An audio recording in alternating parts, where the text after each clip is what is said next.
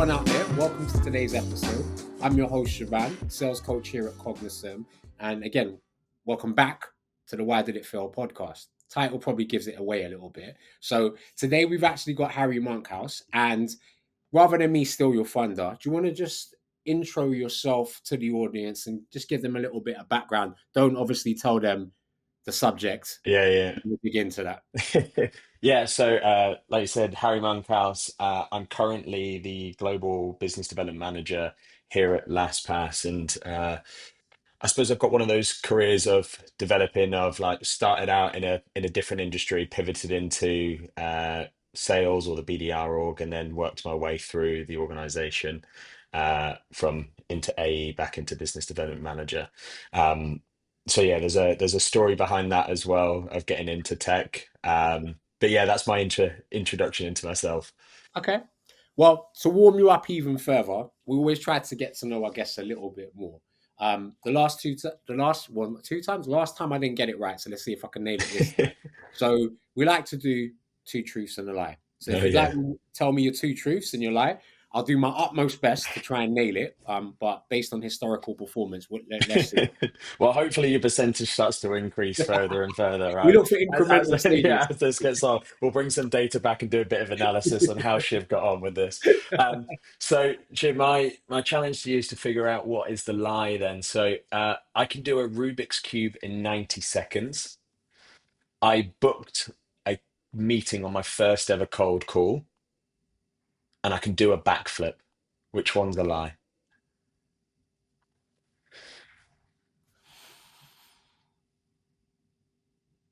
The first cold call thing is not easy. Yet I've seen it happen quite a few times. So yeah, that the Rubik's cube. The thing is, my older brother can do a Rubik's cube, so I've seen it happen. I grew up watching him do that. I could never do it. Um, I haven't physically met you, so don't take this the wrong way. I'm gonna say that the backflip's the lie. The backflip is the lie. Yes, There we go. percentages are We're up. increasing. We're increasing week on week growth. That's what it's all about. Fantastic. All right, so the name of the podcast again, like I mentioned earlier, gives it away, and I'm really keen to dig into the scenario that you've got for us today Mm. in regards to why did it fail, and let us be able to unpack that. So if you'd like to set the scene for us about that story of the why did it fail that you're going to share with us today, please. Yeah. So um, when you kind of sent me over, I suppose the brief for the podcast, right? I suppose for me, there's a lot of, I suppose, failure within my career, and I think probably a lot of people would probably say the same, right? There's a lot of learnings from failure. One of the things that I suppose I talk about and probably want to share with you today is around when I started out as an SDR, I actually failed my probationary review at the 6 month mark. Ouch. And that wasn't necessarily me then being let go because of that failure, but it was my probation actually got extended by an additional month with kind of, I wouldn't say it was your classic like PIP plan, but there was an element of it around like, hey, we need to be focusing on these behaviors, these activities, and these outcomes. Um, and that's been I suppose a key area that or a turning point in my career that I kind of look back to as while we're classing it as a failure, right? There's positives to take from that. But yeah, my key failing that I come back to a lot in my career is not passing my probation first time uh, in my first role in sales. Okay, that's a story that I've heard before. In sales, it is that brutal at times industry. Weird one. There was obviously going to be a time when you thought you was going to be successful in that. Can you just talk to me a bit about that? But within the BDR role, Yeah. yeah. So I think. uh, I probably came into sales. So my transition into sales was I used to design offices for a living for 3 years. I didn't go to university. I went straight into like architectural design and graphic design essentially. And I kind of I kind of think of myself as that maybe a bit of a gift of the gab and stuff like that. And you're like, oh right, sales is going to be so easy. Mhm. Like I've got family in sales. Like you kind of like, "Oh, okay, yeah, I got probably a duck to water. And that point, that first kind of, and like I said, the truth in that I booked my first meeting. on my first ever cold call. It was a guy from Newcastle. He ended up buying multiple products from us. Huge success in that. But I thought coming into it, I was like, look, this is where I belong. Like I feel a lot of confidence in within that. And then it slowly, I think probably the first month went well. Well, I know the first month went well, or we were all on a similar level playing. And then just people just started to kick on a little bit further. And Yeah, I wasn't sure why, but I suppose we'll dig into that a little bit. But um, yeah, that I think early optimism was kind hmm of where I was like, oh yeah, I definitely feel like I'm going to be good at this. And then it kind of didn't progress to where I thought it was at this pace that it was going to that progress makes at. sense. When did you first get a sense of, you know, this isn't really looking like it's going to plan? It, I think it's hard. I think it's a hard question to answer because I think Of course. being my first ever role in sales, I'm sitting there going like, yeah, there's some people that probably at the top of the leaderboard, and there's some people low, and then there's probably me in the lower echelon, but like some people are getting a lot of grace at the bottom and stuff like that. And I was trying to think about, yeah, what was that kind of moment? But I don't know if there was a moment where I kind of knew until that probationary review where people started to. There was about a hiring class of about 20 plus of us. So as you can imagine, like we're all first time into sales, all SDRs. People are passing, people are failing, people are getting people. Some are being extended, um, and I didn't. Maybe in my head, maybe a bit of delusion. I didn't picture myself as a. Even though the dashboard might have said I was a lower performer, I didn't picture myself as an individual like low performer. Like I was doing maybe some of the right activity or speaking in the right way. So it, as part of that extension or that point of failure, it a little bit blindsided, but you could probably looking back on it, hindsight being a key thing here. You probably could tell now being that low on the dashboard or being consistently towards the bottom probably was going to indicate in some form of conversation like this. Okay. So looking back at that, let's talk specifics. What is it specifically that didn't work out? So I think you can put it down to probably a multitude of different things. Makes sense. I think the overarching theme, right, within any kind of sales role, this is what I talk to my team about at the moment, all the time. It's like you grade it. So you start off with the key things like, are you hitting target? And that's normally where we first start. It's at the end of the day, sales is a number game. We care about pipeline, we care about revenue, we care about close rates, etc. So we look at this, and then we start to look at, are we doing sufficient enough activity to get to target? hmm And if we're doing that, then we start to look at maybe behavioral points. Are we doing the right behaviors? Are we working with other people correctly? Like, are we really in this for the long term? And I think probably for me, there was a little bit of that. The top wasn't really working, and there was maybe the bottom bit is where I was feeling pretty confident, but got rocked a little bit in regards to like attitude. Yeah. But I probably wasn't doing. I might have been doing sufficient enough activity, but was it in the right areas? And I think that's probably on reflection as part of you kind of saying, hey, have a little think about this. It was one of the things that I was reflecting on, like, was I doing the right things in the right areas, or was I just doing right things being, was I saying enough calls and emails? Was I just doing right things for the sake of it? Because hmm I thought that's in my head, that's how maybe stay safe, or that's how I blend in. Like, hey, I'm doing 100 dials a day. That puts you at the top of some leaderboard, but doesn't necessarily put you at the top of the right leaderboard. Yeah. And I think that was where I started to reflect as part of this exercise for this podcast. Like, did I, was it kind of was I Mm. doing the right things in the right areas? That makes sense. It's interesting because the whole concept of the Why Did It Fail podcast is really about the things that, people can like vision and see and recollect of what someone else is like hitting a brick wall. Hmm. Yet there's another side to it, right? Yeah. It's like, how did what's the best way to say it? How did you handle that in that moment? You know, it's one thing to like, here's where you went wrong, but like, how did you handle that? So what the probationary, that Yeah, meeting? because the headspace is the one, right? You Yeah. can do all of these different techniques and these hustles, yet the mind's the impact it has on you. Yeah. I, I I remember very distinctly coming out of that feeling quite pissed off, if I'm being Of honest. course. And you, I always say to people in sales, like, and you know, probably your parents say this to you as well, like, don't compare yourself to the other people or don't just compare yourself to the other kids. But you walk out of meetings like that, and the first thing you do is go, why didn't they get extended? Why didn't they get extended? Why are they still? Um, and I think that was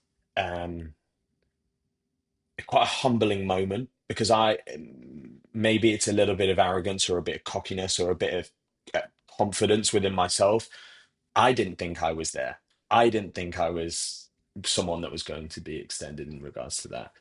Um, I think one of the areas there is you kind of have to just take it on the chin, and when you get maybe whether it's a PIP or whether it's a probationary extension or something, or you get some form of feedback, it's about how you do bounce back Mhm. a little bit. Because at the end of the day, it's not all sunshines and rainbows in sales, right? There's a huge roller coaster that you have to go through, and this was just one of those lowest moments in my career. But you know that if that is your baseline, you know it's up from there. Um, I remember very distinctly being like, okay, fine.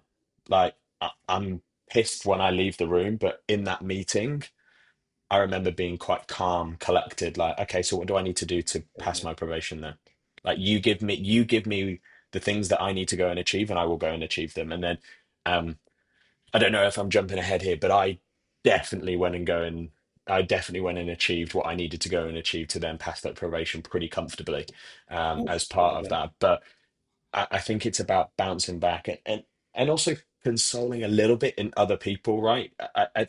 It's okay to have a little bit of a moan and Yeah. have a little bit of like back and forth with people like, can you believe this? And then people coming up to you and being like, I can't believe that happened to you. Like I was not expecting that. How did they pass and you did and you didn't? Um, but it's just about like, right, take it on the chin, move on, get past it. How are we going to take it to the next gear from there? Do you think, because hindsight's 2020, right? Oh yeah.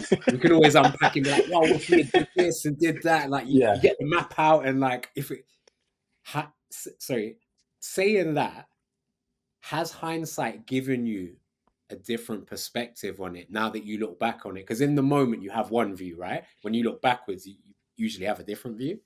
Yeah, I mean um I look back on it now and I still speak to the manager. Like I still know him in my in my circle, my network, or friends of friends kind of vibes. Um, I I look back on it now and think that was kind of a key moment in my career. Like I think sometimes you see, or I speak to reps that have had a little bit more plain sailing. Like I think that lit a fire under me that I didn't know that needed Mhm. lighting. And now I look back on that and I've been what at LastPass now 7 months running the BDR team, and it's a key story in which I share quite oftenly with new BDRs or people that come into my team. Like I was n- I am currently leading a team of BDRs, but yet if you'd spoken to me in my first 6 months of my BDR career, I was a failing BDR that didn't pass his probation first time round. Mhm. And I think that's something that I like sharing because it gives people that ability. Like, this is not an easy role. Mhm. I mean, you get battered a lot. You get a hell of a lot of no's. Um, and now looking back at it, I'm like, yeah, that in hindsight, that is a moment that gave me a lot of discipline and structure from that because I needed to get to that next level. I needed to have that moment in order to then kick on to the next gear and not take kind of this role for granted, really. Um, so looking back, I'm quite grateful that it happened, Mhm. and I really I know it's a failure, but it's probably one of the biggest learnings I've had in my career. And so I'm very thankful for that. Um, so yeah, it's been nice, like having to, even prepping for this, like having to think about like looking back on certain moments of your career and trying to work out, hey, what would be a failure to talk about or share. It's been quite nice, like reminiscing back. Brilliant. Well, thanks for being so candid so far. Going off topic, you touched on something about the resilience, about the, like in reference, me changing the words a bit, but the adaptability. Hmm. Like outbound raw sales is a tough gig. For Yeah. anyone that hasn't done it, you don't know until you've done it, right? It will bring you face to face with what you thought you was, and show you something you didn't think you was gonna see. Have you got anything that you did or do that helps you get that balance? Because you know how hard that Hmm. outbound stuff is. Is there anything that you do or have done that that keeps the mindset on that upward trend? Um, Honestly, I'd be lying with you if I was someone that was like, "Oh, make sure that you go on a walk at all the times." I know that we spoke at the start, like I did go on a walk this morning or at lunch, but like I I am so convinced with sales that it is so unique to the individual. And it's Hmm. one of the Yeah. biggest things that I have like a pet peeve with, which is like people saying to do it this way or stuff like that. So for me, it's all about finding your personality. I talk about, I want to give my reps the ability or awareness to understand why this may work for this person and this might work for that person. The example of like what are maybe some of the tips and tricks to keep mindset. When I was early on in my career, I was very big on working short blocks. I, I've Hmm.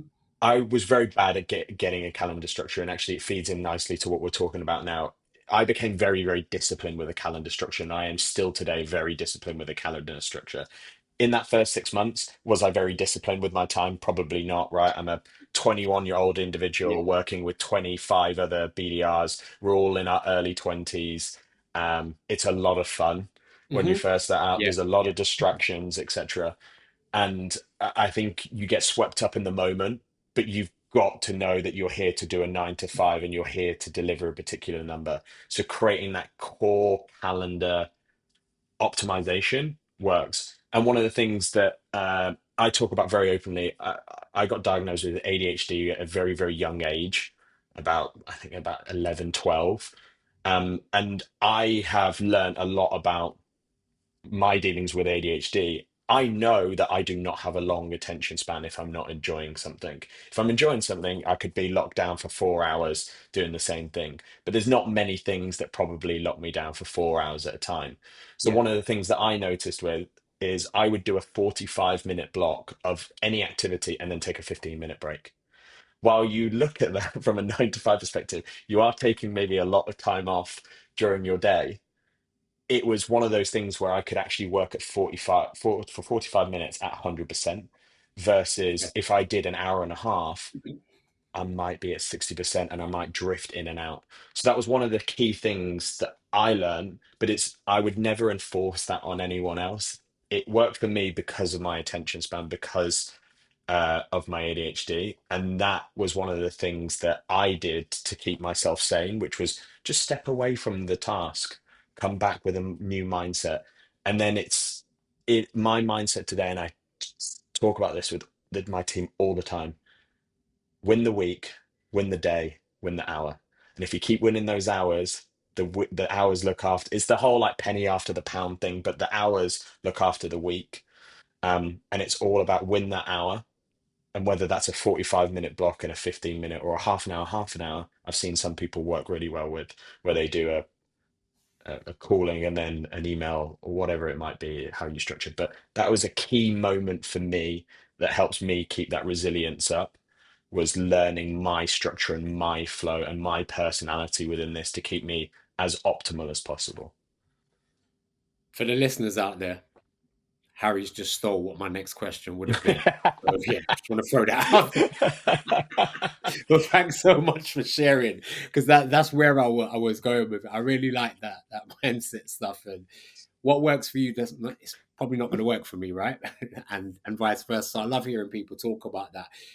If you back to the failure side of it, if you could have done it differently, or you could do it Mm. differently, what does future Harry say to past Harry? So I I think with this, there'd kind of be three things that I'd probably do very, very quickly if I was to start again. The Okay. first thing was what we've just spoken about. Be super diligent with your time and optimize as much of your time as possible. Understand your calendar structure. Find your personality within your calendar structure. I'll just add on this as well. Early on, it's difficult to do, but you can take averages from data points of your team. My biggest tip within organizing your calendar is find out what your per hour call rate is.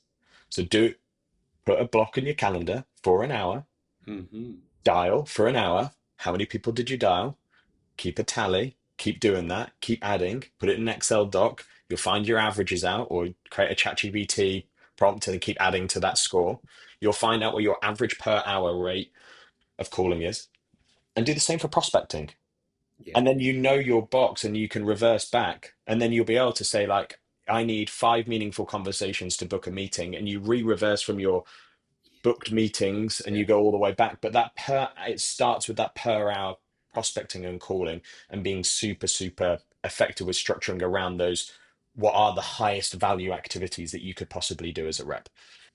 The second thing that I would go and do is I would go and build frameworks for yourself. So, like I said, I am a believer in personality. I've literally got a new starter at the moment who I've been doing some onboarding literally before this, and we were going through cold calling.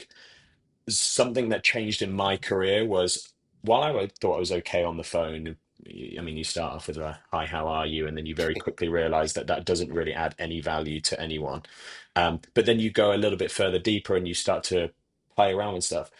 I was sat there one day and I was like, surely a cold call is just a block of different stages of a different Mm-hmm. like of a conversation. And I was like, so there's an introduction, you deliver a problem statement or the reason you called, then you ask probing questions with why to find out pain, and then you use that pain to then deliver some form of value like sounds like you've got problem X, Y, and Z. If I could show you a solution Mm-hmm. that Mm-hmm. could potentially solve these challenges, would that even be worth spending your time on? And then how to effectively book a meeting. I was like, I could break down a cold call into a formula. And then I built a formula that I ended up then creating a video training series on.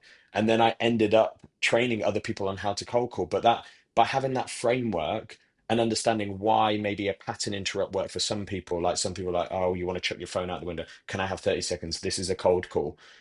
I would go through and A/B test all of these different things so that I could find out what worked for my personality. And it's one of the big things I wish I'd done sooner is follow a framework. It's the same thing as when you're an AE using a framework like Medic. Yeah. Like Yeah. while Medic is great as a formula, but find your personality within each letter. It's the same for cold calling. Find your personality within each stage of the cold call.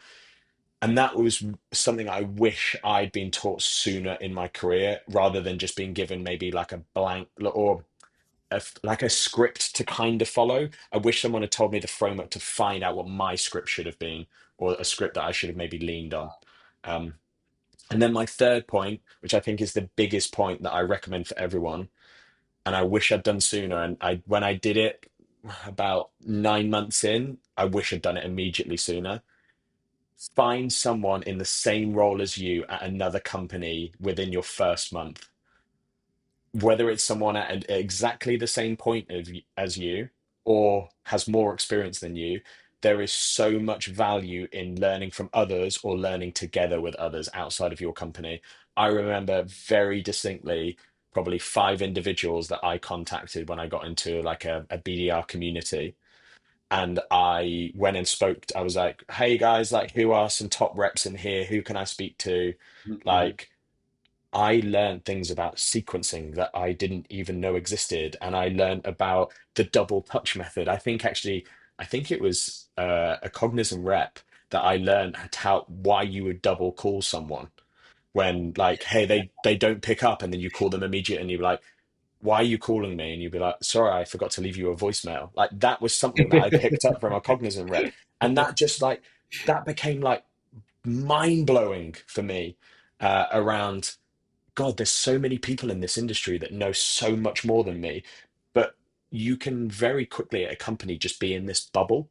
Hmm. Hmm. And it can be so difficult to get out of it sometimes. And you're like, oh, there's got to be a better way of doing it. And then you start to interview at other companies, and then you're like, oh my God, there are loads of other companies. And actually, instead of getting to that point, just go and seek guidance from other people in your role at all times, because I guarantee someone's solved it already for you. Or join a community. So just ask the questions to other people and then bring that back, and trust me, that that elevates you so quickly internally when you go, oh, I found out we can do this with this tool, and if we did this, it would change this and it would impact this. Um, and that's how I think you then start working up the ladder as well, whatever role you're in. But they would be my three things: calendar, structure, framework, structure, and then seeking guidance from others to learn as much as possible. And with those same things incorporated with your experience in that probation failure moment, all the things of those three brilliant things that you've walked us through, has that shaped the coaching and the development that you have to the people on your team now that you are that lead? Yeah, I think I could still do a better job with all of them on the point three. I think putting them in touch with people, but I think that it's not something that I necessarily want to ever enforce. But yeah, within my team, those learning moments, I mean, onboarding at the moment with our new rep, we are just going through framework after framework and play after play, Uh-huh. and next week will be a calendar structure of how to re-engineer her day and her metrics, and how we then build on that. So yeah, the discipline and the focus and the frameworks has been a huge thing that I try to replicate with the reps for sure. Brilliant. Okay. Final question I got for you. Yes. Someone out there is listening. Well, they better be listening, yeah, because it's got to be more than me and you. Yes, just put that out there. Say that for nothing, right? Someone's got to be listening. So for that one person, or for me, for multiple people, there needs to be. If someone's out there, they're in an SDR role, they're going for an SDR role. They probably might even be coming up to their probation period. Mm. What advice would you give them, or suggestions that you would put out there to help them thrive throughout this probationary period? What would that be? Yeah, so if so there's two. I'm going to take that as two questions really, because Mhm. there's Please there's do. there's the people that are trying to break into tech, which I think um, I don't know if it's just me, Shiv, but it seems like more and more people are trying to break into tech than I've. Maybe it's just because I've gone through a hiring process. My God, I've It's never seen amazing. so many want to pivot, like so many people want to pivot into sales, which, by the way, is just extraordinary. And Yeah, if agreed. anyone is listening and you do need help, feel free to drop me a message. I am more than happy to give anyone advice and give my time to people that are trying to pivot. Sometimes I can't get to everyone, but I will do my utmost best to reply to everyone. There's If you're trying to break into tech, go and follow the right people. LinkedIn is a great resource for that. There's loads of YouTube stuff. Go and do that.